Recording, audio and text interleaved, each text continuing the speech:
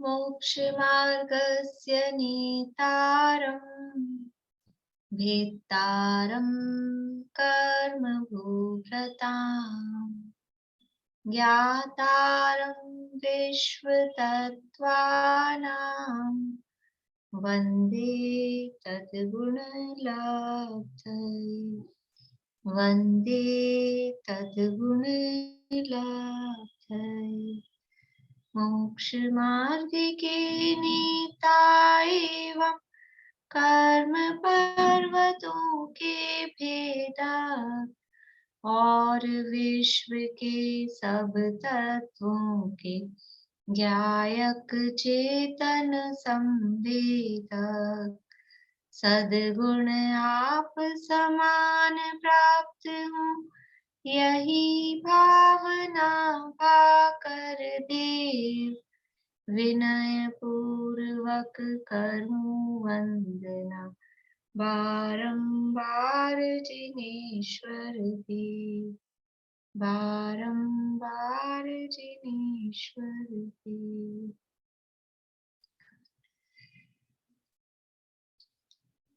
सूत्र बोलेंगे आप सभी। मैं ये बोल रही हूँ 2 नंबर और 3 नंबर का सूत्र है, या तीनों ही बोल लीजिएगा, पहला दूसरा और तीसरा।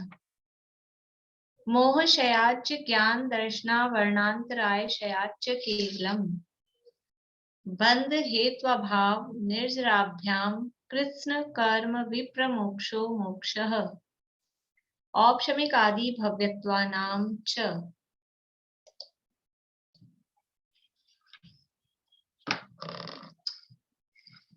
तत्वार्थ सूत्र नामक महाशास्त्र है, उसका अंतिम अध्याय 10वां अध्याय अपना प्रारंभ हुआ है और मोक्ष का स्वरूप बताने वाला ये अध्याय है। मोक्ष मार्ग से शुरू किया था, सम्यक दर्शन ज्ञान चारित्राणी मोक्ष मार्ग है, और मार्ग में ही नहीं छोड़ना था।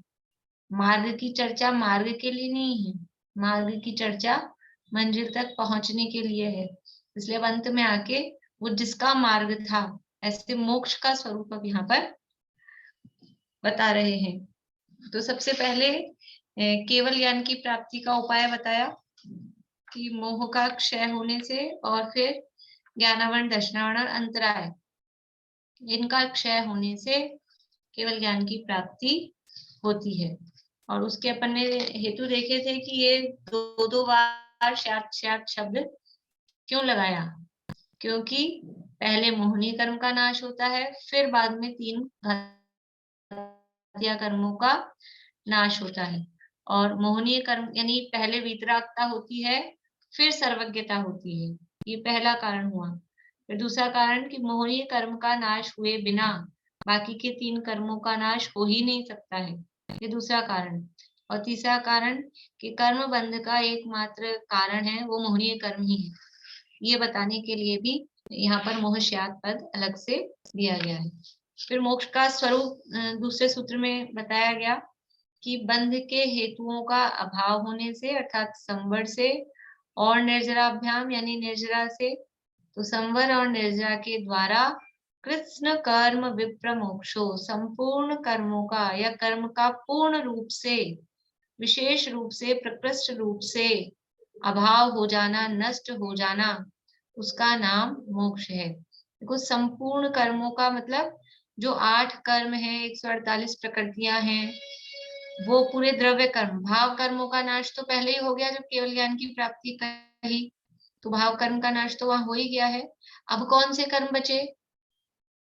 भाव कर्म का नाश कब हो गया? केवल ज्ञान की प्राप्ति हो गई, मोह मोहश्याच। तो भाव कर्म जो है मोह राग द्वेष के परिणाम, उनका तो अभाव हो गया। फिर अब कौन से कर्म बचे हैं? कौन कौन से कर्म बचे हैं अब? बोलिए बीना भाभी। द्रव्य कर्म। द्रव्य कर्म, बढ़िया। और इसके अलावा और कोई कर्म बचे हैं? ये पारिणामिक भाव नहीं, वो तो भाव है। कर्म, द्रव्य कर्म में कौन से कर्म बचे हैं? द्रव पता नहीं लग रहा है। चलिए ठीक है, आभा जी, ठीक है, आपका वो जवाब उतना। कौन से द्रव्य कर्म बचे हैं केवल ज्ञान होने के बाद में?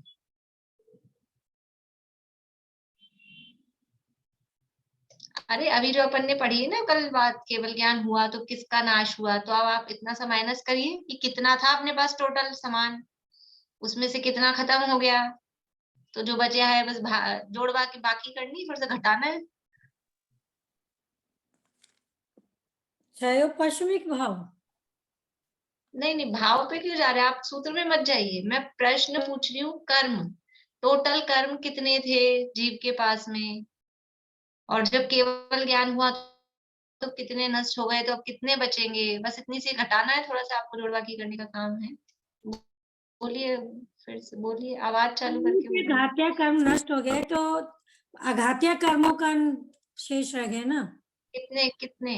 4 अघातीय कर्म शेष रह गए। 4 अघातीय कर्म शेष रह गए, ठीक है। 4 घातीय कर्म नष्ट हो गए, 4 अघातीय कर्म बचे हैं, तो ये द्रव्य कर्म बचे हैं, भाव कर्म और 4 घातीय कर्म। यानी अनंत भगवान के अकेले भाव कर्म ही नष्ट नहीं हुए, द्रव्य कर्म भी नष्ट हुए हैं। चारों घातीय कर्म जो द्रव्य कर्म थे वो भी नष्ट हुए हैं और भाव कर्म नष्ट हुए हैं, लेकिन अभी भी और भी कुछ बचा है क्या उनके पास में? 4 अघातीय कर्मों के अलावा, यानी द्रव्य कर्मों के अलावा और कोई से कर्म बचे हैं? बोलिए चमेली आंटी। हाँ ठीक है, आपकी आवाज तो आ गई हल्की सी। 9 कर्म बचे। 9 कर्म भी बचे हैं, ठीक है ना। ये 4 अघातीय कर्म, वो द्रव्य कर्म, और 9 कर्म ये शरीर आदि जो संयोग है वो भी बचे हैं ना। तो कृष्ण कर्म, संपूर्ण कर्मों का, भाव कर्म तो पहले ही नष्ट हो गए थे, बचे हुए द्रव्य कर्म भी, 9 कर्म भी, सब का पूरी तरह से बिल्कुल नाश हो जाना, खत्म हो जाना। इतना ही नहीं, उनकी जो अवस्थाएं हैं, बंध रूप, उदय रूप, सत्ता रूप, उत्कर्षण रूप, अपकर्षण रूप, उदीर्ण रूप, कुछ नहीं बचा। कोई कहेगी जैसे ऐसा होता है ना, उपशम श्रेणी है तो उदय में नहीं है, सत्ता में तो है, ऐसी स्थितियां बनती है ना कि उदय में नहीं आ रहा, उपशम वाली स्थिति होती है, तो सर्वघाती का उदय नहीं है, देशघाती का उदय, तो वहां कुछ नहीं। मोक्ष में क्या मतलब कि किसी भी तरह से कर्म का कोई भी, क्या बोलते हैं, दुश्मन का एक अंश भी नहीं चाहिए, ऐसे कर्म शत्रु का बिल्कुल एक रंच मात्र भी, कण मात्र भी नहीं रहे जहां पर, वो है विप्र मोक्षो। कृष्ण कर्म विप्र मोक्षो मोक्ष है, यानी संपूर्ण कर्मों का, 8 कर्मों का कर्म नष्ट हो जाने का मतलब क्या है? कर्मों में आग लगा के जला देते होंगे उनको, राख बन जाती है उनकी। कर्म नष्ट होने का क्या मतलब है? अपन ने 8वें अध्याय में भी पढ़ा था कुछ इस तरह की प्रकरण कि कर्म नष्ट हो जाते हैं, इसका मतलब क्या है, कर्मों के नष्ट होने का क्या तात्पर्य है? बोले विनीता आंटी। बंध के 4-5 कारण थे जी, मिथ्यात्ववर्ती प्रमाद कसाई। नहीं नहीं नहीं, प्रश्न क्या है? प्रश्न ये है, कर्म नष्ट होने का क्या अभिप्राय है? प्रश्न ये है, कर्म के दूर करने का क्या अभिप्राय है? कर्म नष्ट होते हैं, इसका क्या मतलब है? कर्म से छूटना, जैसा आत्मा अनादि अनंत है वैसा रह जाता है, वस्तु जैसी है उसके स्वभाव नहीं, रूप आप रह जाती प्रश्न है। नहीं समझ पा रहे, रुक जाइए, बोलो प्रीति। कर्म जो बंधे हुए थे वो कार्मण वर्गणा में परिणमित हो जाते हैं। हाँ बढ़िया, कर्म नष्ट होने का मतलब है कर्म, कोई उनमें आग लग जाती है, वो जल जाते हो, उनकी राख बन जाती हो, ऐसा नष्ट होके खत्म हो जाते हो, ऐसा नहीं है। वो कर्म क्या थे? पुद्गल थी, पुद्गल थे, और पुद्गल की कार्मण वर्गणाएं थी, वो कर्म रूप परिणमित हुई थी जीव के भावों का निमित्त पाके।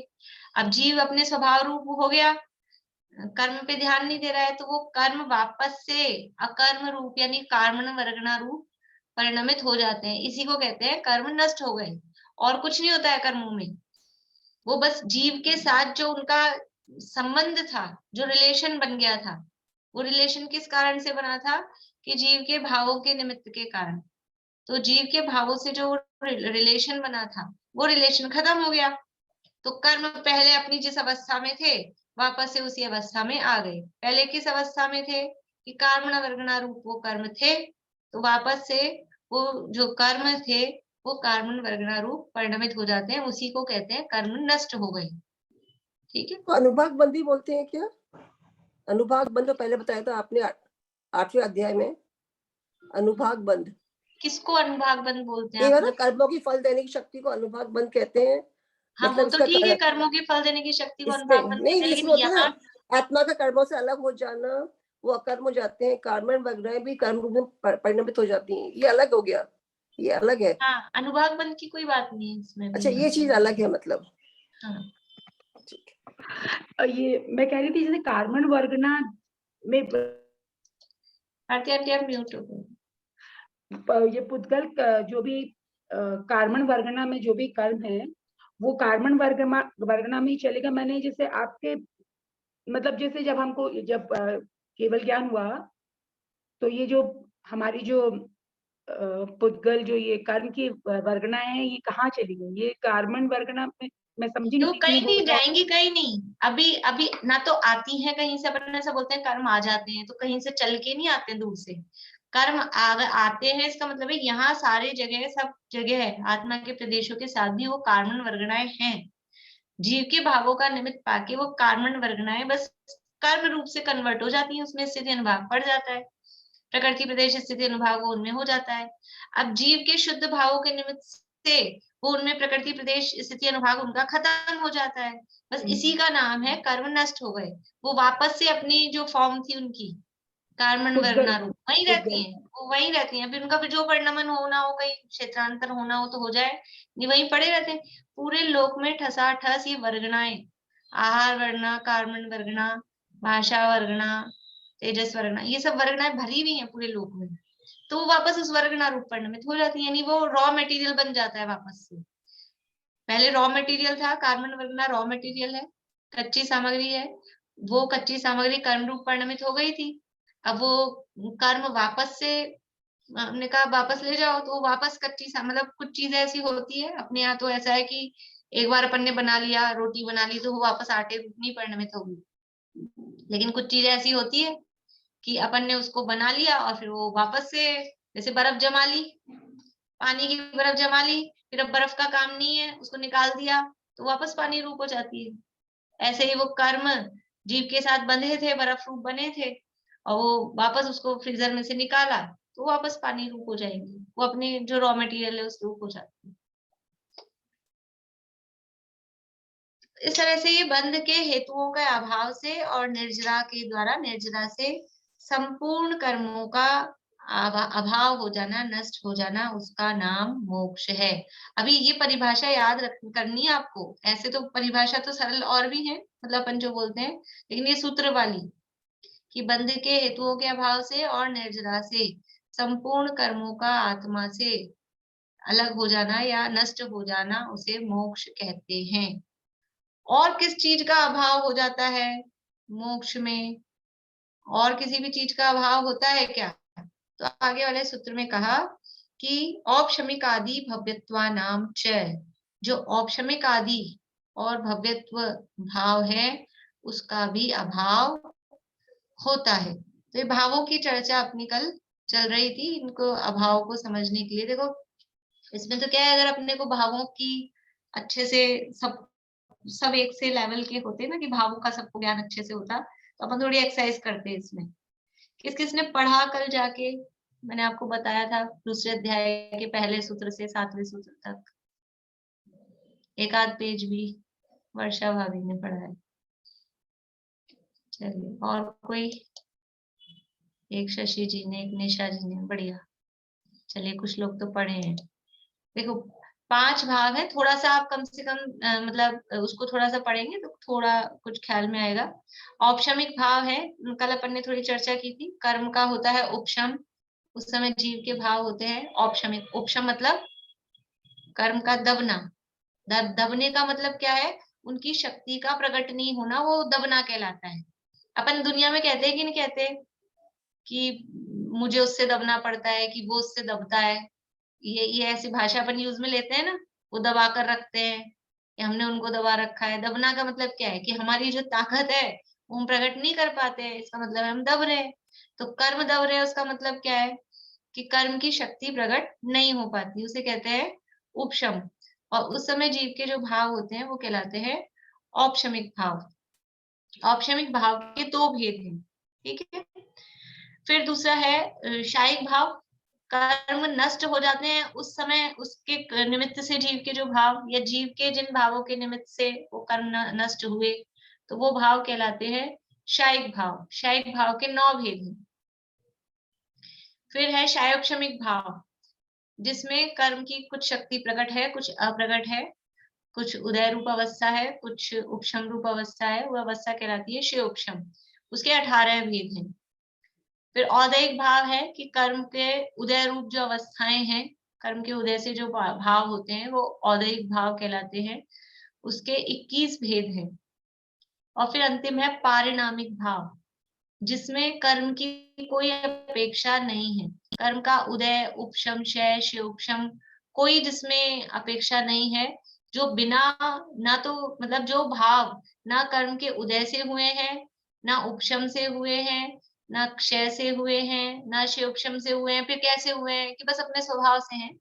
जैसे कल हमने उदाहरण लिया था कि हम जीव हैं, किस कर्म के उदय से जीव हैं।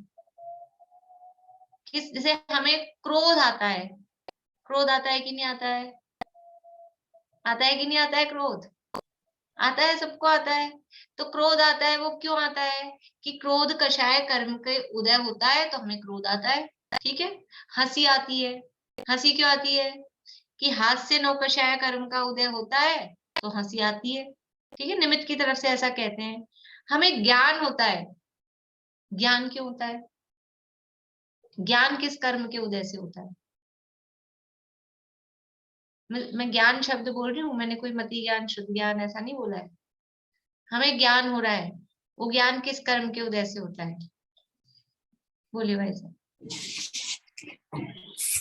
ज्ञान तो स्वयं एक गुण है आत्मा का, उसके लिए किसी कर्म की उदय की जरूरत नहीं है। लेकिन जो उघाड़ है, जो वर्तमान ज्ञान है, वो ज्ञानावरणी कर्म के क्षयोपशम से होता है। हाँ, वो कितना ज्ञान है, कम है, ज्यादा है, वो क्षयोपशम से हो रहा है। लेकिन बस मुझे ज्ञान होता है, मैं जान पाती हूँ। कोई भी जो भी जीव है वो जान पाते हैं, वो किस कर्म के उदय से, कि उसमें कोई कर्म का उदय नहीं, वो जीव का स्वभाव है। स्वभाव में कर्म का उदय नहीं चलता है, ठीक है ना। तो ये कहलाते हैं पारिणामिक भाव। यानी हम जीव हैं, तो ये जीव होने में कोई कर्म का उदय काम नहीं करता है, तो ये जीवपना, ये पारिणामिक भाव है। इसको बोलते हैं जीवत्व पारिणामिक भाव। पारिणामिक भाव के 3 भेद हैं, जीवत्व, भव्यत्व और अभव्यत्व, ठीक है। तो जीवत्व यानी जो भी जीव है वो सब जीव हैं। क्यों है? क्योंकि उनमें जीवपने का ये पारिणामिक भाव है, जिस यानी एक शक्ति है, जीवत्व नाम की शक्ति, जिसके कारण हम सब जीव हैं, ठीक है। फिर भव्य और अभव्य की भी कल चर्चा अपन ने की थी कि भव्य किसे कहते हैं, अभव्य किसे कहते हैं। बोलिए वर्षा भाभी। चेतना भी कह सकते हैं ना जीवत्व को, आत्मा की अंदर चेतना भाव है। हाँ, कह सकते हैं। वो चेतना मतलब ज्ञान दर्शन का व्यापार, वही उसी का शब्द है। भव्यत्व और अभव्यत्व पारिणामिक। हाँ, तो भव्य कहा था कि जो मोक्ष जाने योग्य है, जिसमें मोक्ष जाने की योग्यता है, वो भव्य कहलाता है। और जिसमें ऐसा भव्य पना है, वो भव्य पना कहलाता है, भव्यत्व। त्व यानी पना। जिस भी जीव में मोक्ष जाने की योग्यता है वो कहलाता है भव्य। और जिस जीव में मोक्ष जाने की योग्यता नहीं है, अब मोक्ष जाने की कहो, सम्यक दर्शन प्राप्ति की कहो, एक ही बात है, क्योंकि सम्यक दर्शन अगर प्राप्त कर लेगा तो मोक्ष जाएगा ही जाएगा। और सम्यक दर्शन प्राप्त नहीं करेगा, सम्यक दर्शन की योग्यता नहीं है, तो मोक्ष जाने की योग्यता कहाँ से होगी?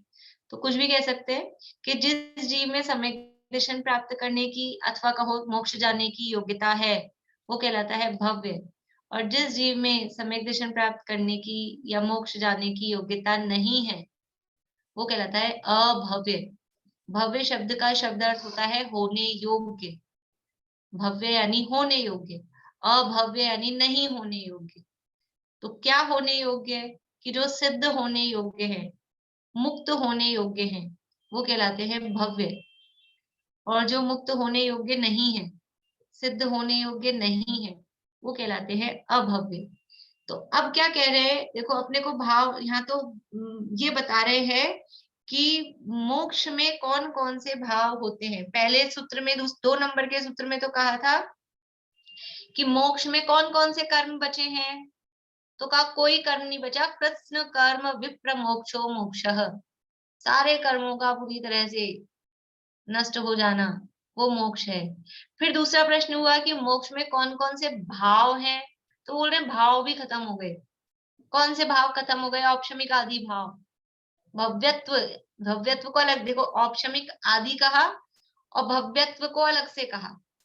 तो अब इसका कारण क्या है? औपशमिक आदि में क्या क्या लेना है, इस सूत्र का भाव अगर आप लोगों को अच्छे से समझना है, और अगला भी चौथा भी, तो थोड़ा सा वो अब आज सैटरडे है, कल संडे मिलेगा आप लोगों को, थोड़ा सा समय मिल सकेगा तो वो 7 सूत्रों का थोड़ा सा अच्छे से आप पढ़ लीजिएगा, क्योंकि अभी तो वो चलाने का तो अभी यहाँ पे है नहीं, वरना अपना अध्याय बहुत बड़ा हो जाएगा। तो वो तो अपन दूसरा पहला दूसरा पढ़ेंगे, तभी पढ़ेंगे अच्छे से। तो लेकिन कौन भावों का स्वरूप क्या है, उसमें क्या कहा गया है, वो थोड़ा सा आपको समझ में आएगा, तो फिर आप ये खुद ही निकाल सकेंगे कि मोक्ष में क्या रहा और क्या नहीं रहा। ठीक है ना, यहाँ इस चीज की चर्चा चल रही है कि मोक्ष में क्या बच रहा है और क्या नहीं बच रहा है, ये डिस्कशन समझ लो यहाँ पर चल रहा है। तो औपशमिक आदि भावों का भी अभाव हो जाता है। तो औपशमिक आदि और भव्यत्व, पहले भव्यत्व की चर्चा कर लेते हैं कि भव्यत्व भाव का भी अभाव होता है। देखो पारिणामिक भाव के 3 भेद, कौन कौन से 3 भेद कहे? पारिणामिक भाव के 3 भेद अभी कौन कौन से बताए?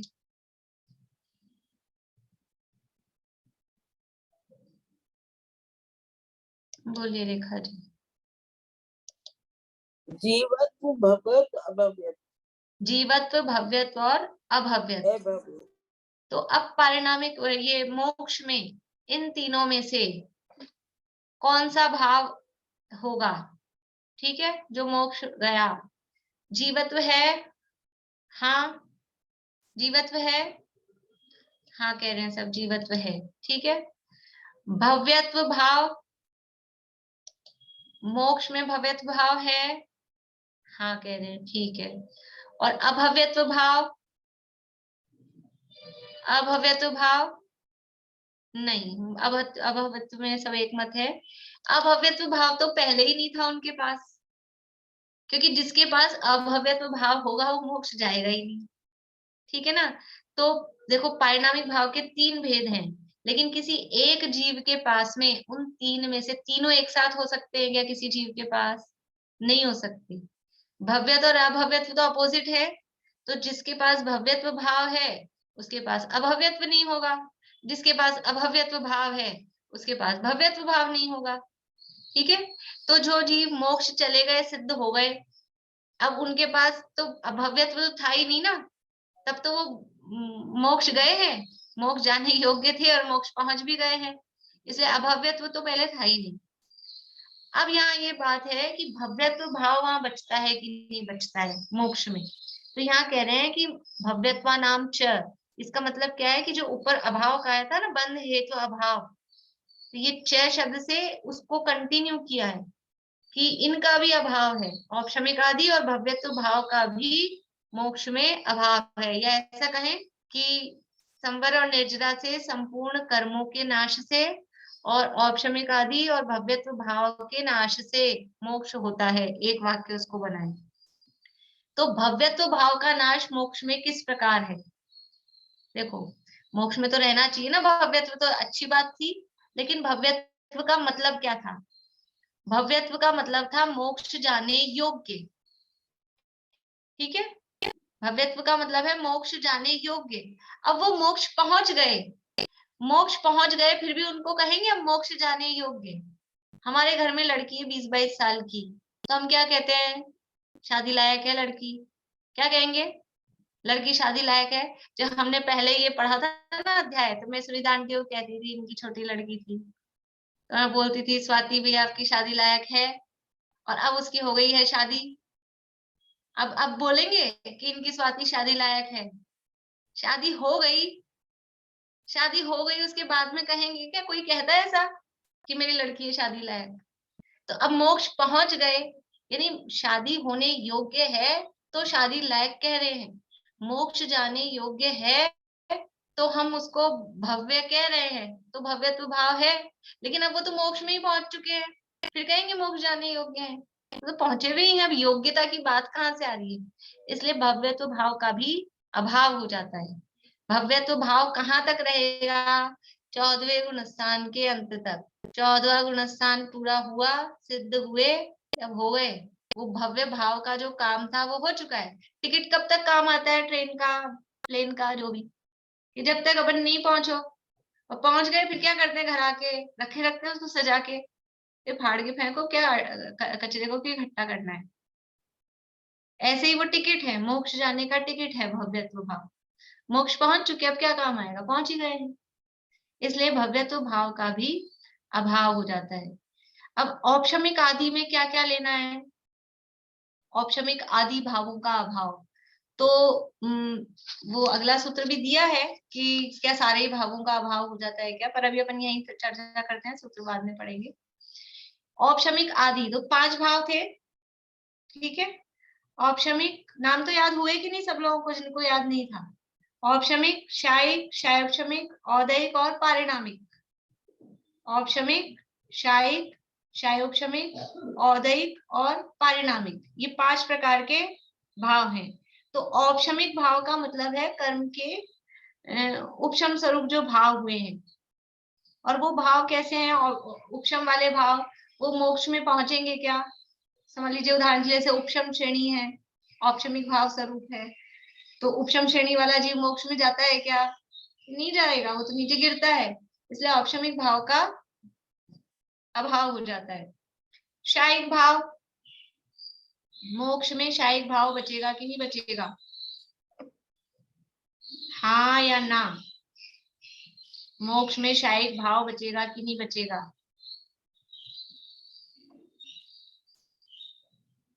दोनों तरह के जवाब लोग दे रहे हैं, कुछ लोग हाँ कह रहे हैं, कुछ लोग ना कह रहे हैं, कुछ लोग सोच रहे हैं कि अब हम क्या करें। दोनों तरह के जवाब आ गए हैं। देखिए, शायिक भाव का अभाव नहीं होगा। शायिक भाव का मतलब है कर्म के क्षय से जो भाव उत्पन्न हुए हैं, अभी तो अपन ने पिछले सूत्र में पढ़ा है 2 नंबर के सूत्र में कि कर्मों का क्षय हो जाता है, तो कर्मों के क्षय पूरा पूरा जहाँ हो गया, फिर जो जीव के भाव प्रकट हुए वो भाव तो वहां पर रहते हैं, इसलिए शायिक भाव का अभाव नहीं है, शायिक भाव पूर्ण रूप से वहां पर है मोक्ष में, ठीक है।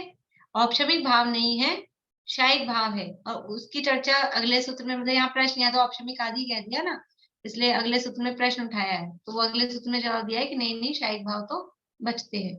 और अभी अपन देख रहे हैं औपशमिक का अभाव है, शायिक है। शायोपशमिक भाव कोई बचता है क्या मोक्ष में,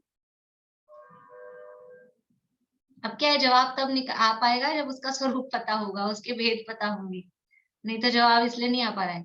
शायोपशमिक भाव भी नहीं बचेगा, क्योंकि शायोपशमिक भाव है, उसमें कुछ कर्म का उदय है, कुछ है, इतना तो अपने को समझ में, थोड़ा सा दिमाग लगाए ना, तो भले ही ज्यादा अपने को भेद प्रभेद नहीं भी याद हो तो अपन आंसर कर सकते हैं कि शायोपशमिक भाव किसे कह रहे हैं, जिसमें कुछ कर्म का उदय है, कुछ उपशम है, ऐसी स्थिति है। तो मोक्ष में किसी भी कर्म का उदय बच रहा है क्या, नहीं बच रहा, इसलिए शायोपशमिक भाव भी वहां पर नहीं होगा।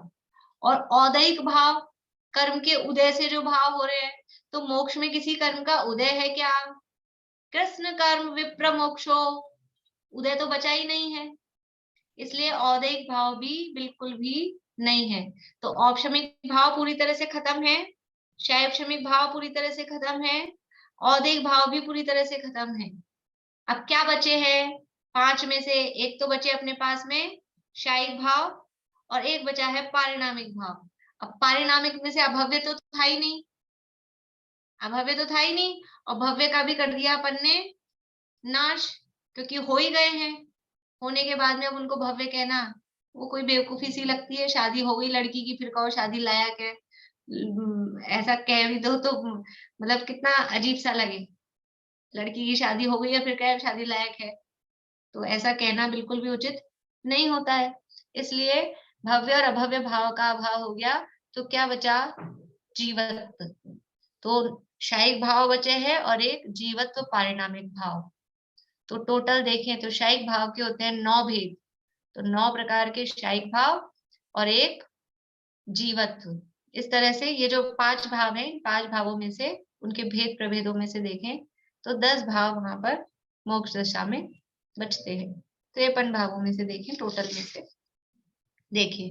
अभी ये यहाँ से अपन अर्थ पढ़ते हैं और फिर समय रहता है तो अगले सूत्र की चर्चा भी करते हैं। सूत्र नंबर 2 और 3, इसका अर्थ। बंध के कारणों का अभाव अर्थात संवर और निर्जरा से समस्त कर्मों का पूर्णतः अभाव हो जाना ही मोक्ष है। जीव के औपशमिक आदि भाव तथा भव्यत्व भाव के अभाव से मोक्ष होता है। देखो क्या कह रहे हैं, जीव के औपशमिक आदि भाव तथा भव्यत्व भाव के अभाव से। तो औपशमिक आदि में क्या लेना है, औपशमिक, शैवशमिक और औदिक, ये तीनों भाव, इनके भाव, इन भावों के और भव्यत्व भाव के अभाव से मोक्ष होता है। मिथ्या दर्शन, अवृत्ति, प्रमाद, कषाय और योग के अभाव हो जाने से नए कर्मों का बंध रुक जाता है और ध्यान आदि अंतरंग तपों के योग से पुराने कर्मों की निर्जरा हो जाती है। ये क्या है, मिथ्या दर्शन, अवृत्ति, प्रमाद, कषाय और योग, ये क्या है, बंध के हेतु। ऊपर कहा था बंध हेतु अभाव, ये बंध के हेतु हैं, इनका अभाव हो गया। कहाँ पर हो गया इनका अभाव, बंध के हेतुओं का, कि 13वें गुणस्थान के बाद टोटली 14वें गुणस्थान में योग भी नहीं है, तो इन बंध के हेतुओं का अभाव हो गया। मिथ्या दर्शन का अभाव कौन से गुणस्थान में है, ये बंध के हेतुओं का अभाव कहाँ कहाँ हो रहा है, मिथ्या दर्शन का अभाव। ऐसे नंबर बता रहे हैं कि हाथ उंगली पहले में है, दूसरे में है, तीसरे में है, चौथे में है, 5वें में है, 5 तक में हो जाएगा मेरे ख्याल से। ठीक है, कुछ लोग 4 उंगली दिखा रहे हैं, कुछ लोग 1 उंगली दिखा रहे हैं, वो अपेक्षा है। तो मिथ्या दर्शन का अभाव यानी पहले के बाद में, पहले के ऊपर मिथ्यात्व का अभाव है, ऐसे कहें, पहले से आगे, या फिर वहां पहुंचे तो चौथे में कहने में ऐसा है, तीसरे और दूसरे में मिथ्या दर्शन नहीं है। तो मिथ्यात्व का अभाव, पहले गुणस्थान के ऊपर मिथ्यात्व का अभाव है। ठीक है, अविरति का अभाव कहाँ होता है, अविरति का अभाव 6ठा गुणस्थान में। 5वें में संयमा संयम है, तो उसमें कदाचित मतलब किसी अपेक्षा से लेते भी हैं, किसी अपेक्षा से नहीं भी लेते हैं। प्रॉपरली देखा जाए तो 6ठे गुणस्थान में अविरति का अभाव है। प्रमाद का अभाव, प्रमाद का अभाव 7वें गुणस्थान में प्रमाद का अभाव है। कषाय का अभाव, कषाय का अभाव 10वें के 10 दिखा रहे हैं हम लोग, 10वें में तो कषाय है, तो 10वें का अंत कहें या फिर 11वें, ठीक है ना, 10वें में तो है ही, सूक्ष्म लोक तो है ही, तो 10वें का अंत कहें या फिर 11वें गुणस्थान में, 11वें 12वें कषाय का अभाव। और योग का अभाव, योग का अभाव होता है 14वें में, ठीक है, 14वें गुणस्थान में योग का अभाव हुआ। तो इस तरह से ये बंध के हेतुओं का अभाव हुआ, बंध हेतु अभाव। और निर्जराभ्याम, तो निर्जरा के लिए कहा ध्यान आदि अंतरंग तपों के योग से। बंध के हेतुओं का अभाव होने से नए कर्मों का बंध रुक जाता है, यानी संवर हुआ, और ध्यान आदि अंतरंग तपों के योग से पुराने कर्मों की निर्जरा हो जाती है। इस कारण आत्मा संपूर्ण कर्म बंधनों से मुक्त हो जाता है, इसी का नाम मोक्ष है। ये यहाँ पे जो ये वाला सूत्र है ना, औपशमिकादि भव्यत्वानाम च, इसको पढ़ने में ऐसे मतलब आज हम लोग जैसे अगर पढ़े हैं तो इसका मीनिंग ये इसमें शायिक भाव इंक्लूडेड नहीं है, ये कैसे पता चलेगा? वो अगला सूत्र दिया है ना, इसलिए अगला कंटिन्यू है, अपन ने चर्चा तो कर ली, लेकिन सूत्र अब पढ़ेंगे। अन्यत्र केवल सूत्र है वो कंटिन्यूअसली होते हैं, यहाँ तो अपन तो रुक रुक के पढ़ रहे हैं। आप इकट्ठा पढ़ेंगे तो औपशमिक आदि भव्यत्वा नाम च अन्यत्र केवल सम्यक्त्व ज्ञान दर्शन सिद्धत्व है, तो उसमें कह दिया कि इनको छोड़कर, औपशमिक आदि और भव्यत्व का अभाव होता है लेकिन इनको छोड़कर, सम्यक्त्व ज्ञान दर्शन सिद्धत्व इनको छोड़कर, तो वो साथ में दिया है सूत्र।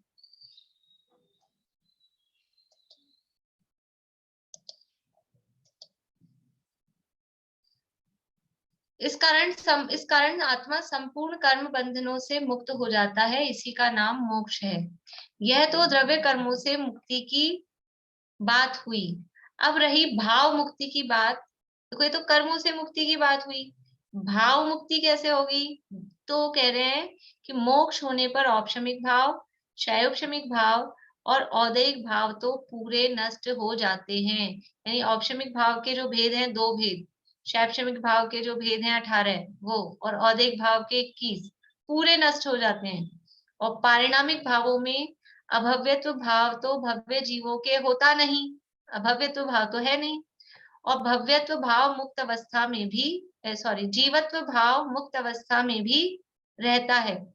अतः मुक्ति हो जाने पर मात्र भव्यत्व भाव का अभाव हो जाता है। यानी 3 भाव तो पूरे पूरे नष्ट हो गए और पारिणामिक भाव में से भव्यत्व भाव का अभाव मोक्ष होने पर हो जाता है।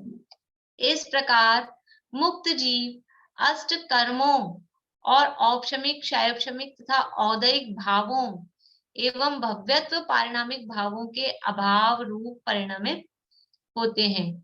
अष्ट कर्मों के, औपशमिक, शैवशमिक और औदैहिक भावों के अभाव रूप और भव्यत्व पारिणामिक भावों के अभाव रूप परिणमित होते हैं। मतलब मुक्त जीवों के इन भावों का, 8 कर्मों का और इन सारे भावों का अभाव होता है। मुक्त जीव के मात्र जीवत्व पारिणामिक भाव और शायिक भाव होते हैं। कौन से भाव होते हैं? मात्र जीवत्व पारिणामिक भाव और शायिक भाव, ये मुक्त जीवों के होते हैं। अब इसी बात को, ये बात यहाँ अपन ने कर ली है, उसको यहाँ अगले सूत्र में कह रहे हैं। देखिए सूत्र बोलते हैं, पीछे बोलिएगा भारती आंटी।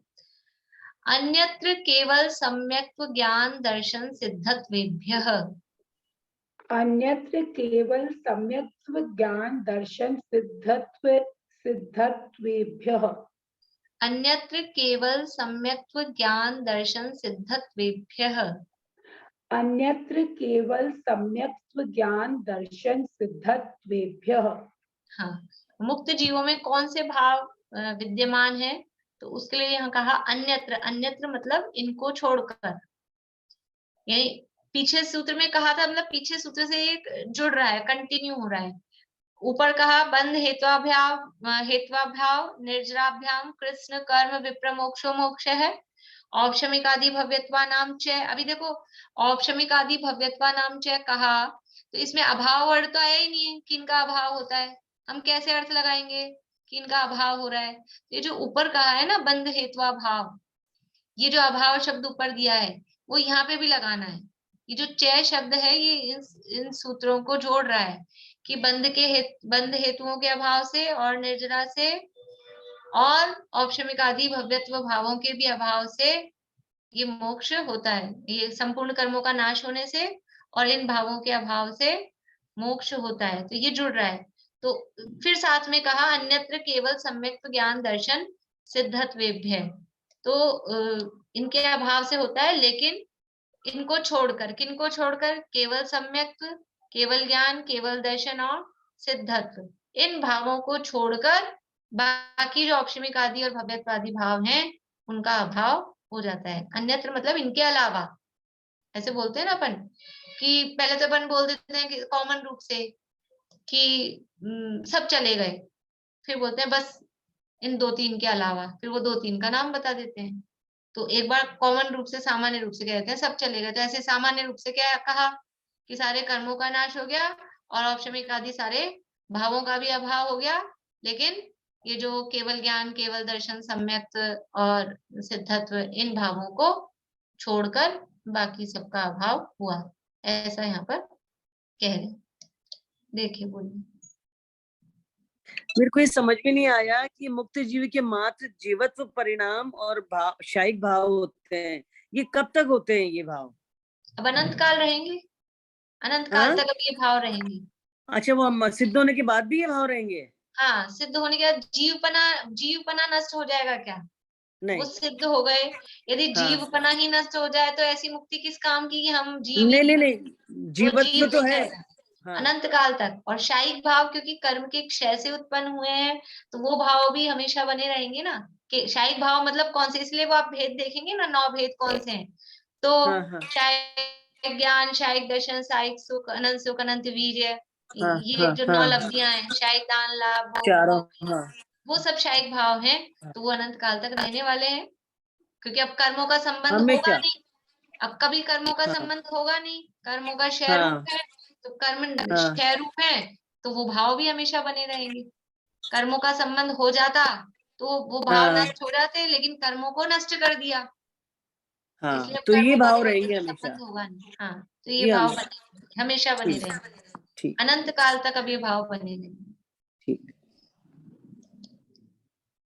देखिए, अन्यत्र, अन्यत्र मतलब इन भावों के अलावा। किन भावों के अलावा? वो भाव बता दें आगे, या फिर ऐसा भी कह सकते हैं इन भावों को छोड़कर। जो पीछे सूत्र में कहा कि अभाव हो जाता है, इनके अभाव से इनके अभाव से मोक्ष होता है, तो आगे वाले सूत्र में कह रहे हैं कि केवल इनको छोड़ के। किनको छोड़ के?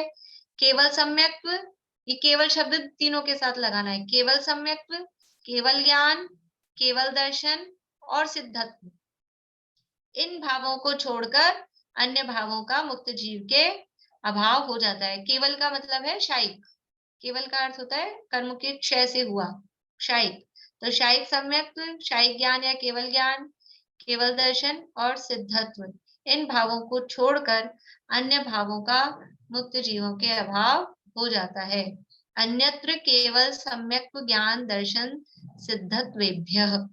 ठीक है, अभी इस सूत्र में और काफी चर्चा है। टीका जो है सर्वार्थ सिद्धि आदि टीका, उसमें प्रश्न उठा उठा के काफी चर्चा इस सूत्र में की है, तो अपन वो चर्चा मंडे को ही चालू करेंगे। दीदी इसमें अनंत वीर्य क्यों नहीं दिया? हाँ, वही चर्चा इसमें आगे की है, वो अच्छा, प्रश्न आगे की उठाया है है। टीका में, अच्छा और वो चर्चा की है, तो अपन मंडे को वो चर्चा उठाएंगे, क्योंकि फिर अभी देर हो जाएगी। अभी आप लोग बस ये सूत्र बोल लीजिए। दीदी वैसे तो एक एक ही क्वेश्चन और था, एक हाँ क्वेश्चन और था। जो आपने 4 शुक्ल ध्यान के भेदों में अंतर दिए ना जी, तो इंद्रिय बल वगैरह जैसे 4 प्राण होते हैं, तो पहले 2 ध्यानों में 4 प्राण दिए, बाद में 2 प्राण दिए।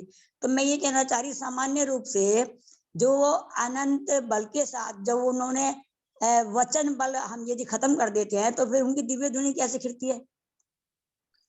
तो जब शुक्ल ध्यान होता है तो दिव्य ध्वनि कहाँ खिलती है? वैसे खिलती ठीक, रहती है 13वें गुण स्थान के का टाइम 13वें गुण बढ़ता स्थान है। में कह रही, वहां पर 2 प्राण बताए हाँ, हैं। तो वो 2 प्राण हमने शुक्ल ध्यान वाले, हमने गुणस्थान का वर्णन नहीं किया है वहां, वहां हम शुक्ल ध्यान का वर्णन कर रहे हैं, तीसरा शुक्ल ध्यान। और हाँ तीसरा जी, शुक्ल ध्यान होता है 13वें गुणस्थान के अंत में, तो उस अंत समय में 2 प्राण है, अदरवाइज वहां पे 4 प्राण रहेंगे। अच्छा अच्छा अच्छा, मेरा मतलब कहने का यही था, प्राण को मंत्र में नहीं डालें। आप गुणस्थान और ध्यान को मिलाते हैं, इसलिए गड़बड़ हो जाती है। अच्छा गुणस्थान का टाइम है बड़ा, ध्यान का टाइम है बहुत छोटा। हमारा वहां प्रकरण चल रहा है ध्यान का, हमने जो कुछ लिखा है वो ध्यान के लिए लिखा है, गुणस्थान के लिए नहीं लिखा है। नहीं, ये तो मेरी वास्तव में बहुत बड़ी गलती आपके समझने से आई है, पर हाँ, बाकी ये जी प्राण को अंतर में ना डालें। अब वो अंतर में अंतर आप मत करिए, वो बात अलग है, लेकिन हम बारीकी से बड़ा देखेंगे तो वो बारीकी बात में आई ना, हाँ, कि वो तो आपको यही लगा मुझे वो कि मैंने वो कहा ये इसीलिए तो मैंने हाँ। तत्वार सूत्री की क्लास में वो अंतर नहीं कराया है, वो हाँ। द्रव्य संग्रह की क्लास में वो अंतर दिखाया है, नहीं नहीं, जहाँ वही बात है बारीकी में वैसे तो, पढ़ते हैं। वो पर्सन वही डालना था मुझे वास्तव में, पर मेरे को हाँ आ रहा था बहुत। ठीक हाँ, है, ठीक है। ठीक, बोलिए कांता आंटी, एक मिनट इधर, हाँ बोलिए। जीवत्व भाव मुक्त अवस्था में भी रहता है, ये बात समझ में नहीं आ रही मेरे। जीवत्व भाव मुक्त अवस्था, जीवत्व भाव का मतलब है जीवपना। देखो, हम सिद्ध हो जाएंगे, मुक्त हो जाएंगे, फिर हम जीव बचेंगे कि नहीं बचेंगे, ये बताइए आप सिद्ध बनने के बाद आप आपको क्या पसंद आएगा? कि आप सिद्ध हो जाओ और लेकिन आप जीव ही नहीं रहो, फिर आप क्या बन जाओ? जड़ पुद्गल अचेतन बन जाओ, ऐसा पसंद आएगा आपको? ये तो पता है वो स्थिति हो जाएगी जैसे कभी चुटकुले में आता है ना, किसी डॉक्टर के पास जाओ कि डॉक्टर साहब अच्छी दवाई देना, कि हाँ ऐसी दवाई दूंगा ना और मर्ज रहेगा ना मरीज। तो अच्छा हम ऐसी अच्छा दवाई चाहते हैं क्या कि हमारा ये अभाव हो जाए। जीवत्व का अभाव होना मतलब अपना नाश, जीव खत्म हो जाएगा ना, जीवत्व भाव का अभाव हो जाएगा। जीव किस लिए है हम? क्योंकि हम में जीव बना है, इसलिए हम जीव हैं। तो जीव बना ही नष्ट हो जाएगा तो फिर मुक्ति मुक्ति लेके क्या करेंगे? फिर तो ऐसे बोलते ना, बीमारी अच्छे, मरने से तो हम ठीक है, जैसे तैसे चल तो रहा है, जिंदा अच्छे हैं। ऐसा हम मोक्ष में जाके अब जीव बना ही खत्म हो जाए तो हम संसार में ही ठीक है, दुख उठा रहे हैं पर है तो जीव, वही ठीक है।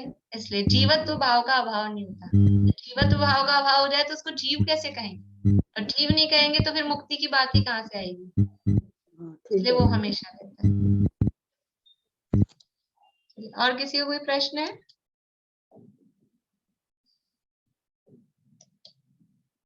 चलिए सूत्र भी अभी अपन मंडे को ही बोलेंगे, फिर देर हो जाएगी, मंडे को शुरू में बोल लेंगे। आप लोग ये याद कर लीजिएगा, अब 4 सूत्र हो गए हैं अपने, और बहुत सबसे ज्यादा सूत्र इसी अध्याय में है, इसलिए मैं चाहूंगी कि सभी लोग इस अध्याय को तो याद करें।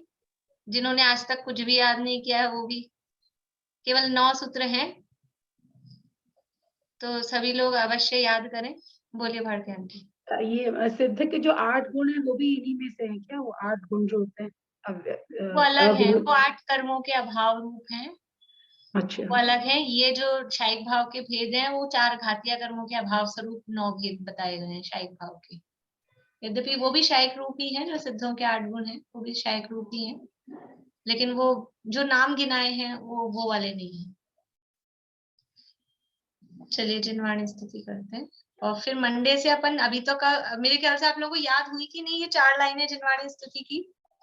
मेरे को करना तो ये था कि आप लोगों से, अब मंडे से मैं आप लोगों से बिना देखे बुलवाऊंगी सबसे, एक एक से, ठीक है ना, रोज एक एक से। ये याद करना अपना उद्देश्य था, तो फिर ये याद हो जाए तो इससे अगला जो पैराग्राफ है, अभी तो अपन आधा ही बोलते हैं ना ये, फिर अगला स्टैंडा अपन शुरू करें। आज बोलेंगे कोई? बिना देखे बोलेंगे? याद हुई किसी को? कोई भी नहीं? जिनको पहले से याद है उनको तो है ही। चलिए मैं शेयर कर रही हूँ, देख के बोलिएगा बेला जी।